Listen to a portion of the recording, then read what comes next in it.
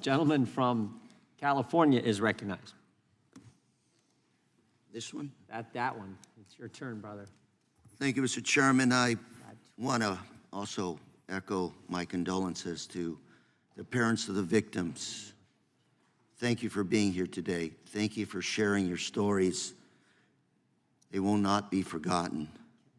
And I also believe that those individuals who perpetrated those crimes should never see the light of day, and they should fry in hell. Murder, rape, some of those most heinous crimes that can ever be committed against a human being. They leave scars to the survivors that never go away. You know, back home in Orange County, a dozen years ago, I came home from work and came home to a number of police cars and helicopters surrounding an apartment building right across the street from where I'm living. Went to find out what was going on. Soon realized that a rapist had been caught right in the middle of his act, raping a woman in the laundry room. This young man decided to dash off, took off through my neighborhood. They finally caught him, found out through DNA and other instruments that he had raped at least 20 women, all undocumented in the area. And these are the women who actually stepped up to testify that they had been violated, that they had been raped. This is an American citizen who was preying on those that were undocumented. And Sheriff Boudreaux, I know your area. I spent, when I was a young man, picking oranges, picking plums. I did stuff for a living in your area. In your area, there's a lot of undocumented farm workers, honest, hardworking individuals that support the local economy, farm worker economy in that area. Farmers rely on them. Your economy relies on them. I would imagine you wouldn't be supporting mass deportation of undocumented workers in that area.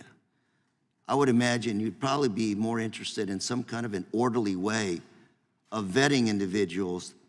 They're looking to work here honestly with a green card. What would you support, sir?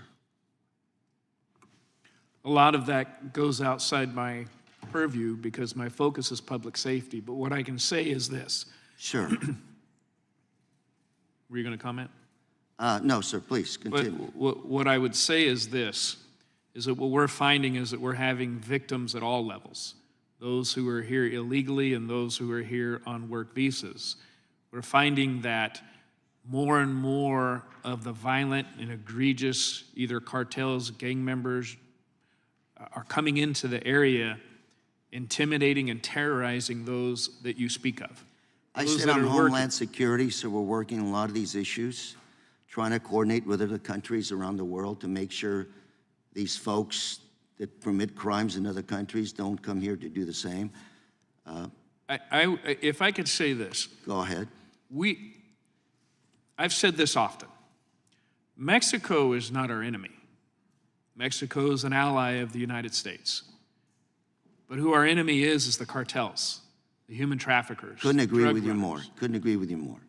I believe that we need to secure the border so that we can vet those coming in, so that we can have those working on work visas, as you mentioned, in our agricultural community. We have lots of people there that are here illegally, living peacefully. In my last minute, we'll talk more later on, but I think everybody in this committee would probably be in favor of a secure border with a system to let those that are looking for good, honest work have the opportunity to find opportunities in America, just like our forefathers did. And I look forward to continuing to work with you, sir, and others. I have a very good relationship with Sheriff Barnes in Orange County, great man. But it is a mess. 80% of the women, by the time they get to our border from Central America, are raped or sexually assaulted. Horrible statistic. And these are a lot of, young girls has been described today. We have a lot of work to do. In my opinion, it's not a Democrat or Republican issue. I hope all of us here can figure out how to work together because These solutions have been proposed. We just can't get them implemented. Thank you very much, Mr. Chairman, and I yield.